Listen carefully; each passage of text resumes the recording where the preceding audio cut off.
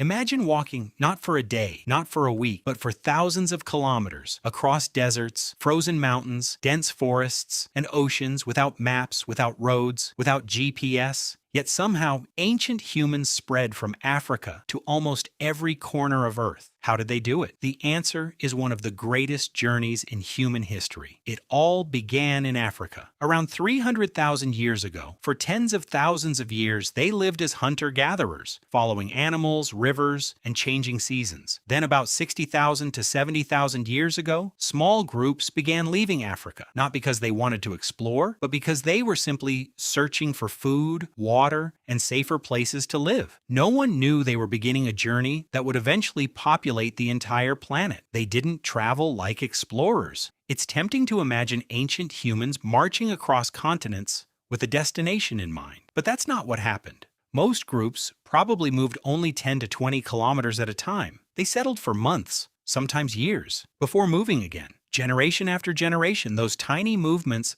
slowly added up. Children were born in new places, their children moved even farther. Over thousands of years, these short journeys became migrations spanning entire continents. Humans didn't conquer the world in one expedition. They inherited it, one generation at a time. Nature became their roadmap. Without compasses or maps, how did they know where to go? They followed nature. Rivers led them to fresh water. Animal herds showed where food could be found. Mountain valleys offered safer routes than steep cliffs. Coastlines provided fish, shellfish, and an easy direction to follow. Some researchers even suggest that early humans used the stars, the position of the sun, and familiar landmarks to help navigate, much like many indigenous communities still do today. Nature itself became the world's first map, crossing oceans. Perhaps the most astonishing journey happened around 65,000 years ago. Humans reached Australia. Even when sea levels were much lower during the Ice Age, they still had to cross stretches of open water. This means early humans were probably building simple boats or rafts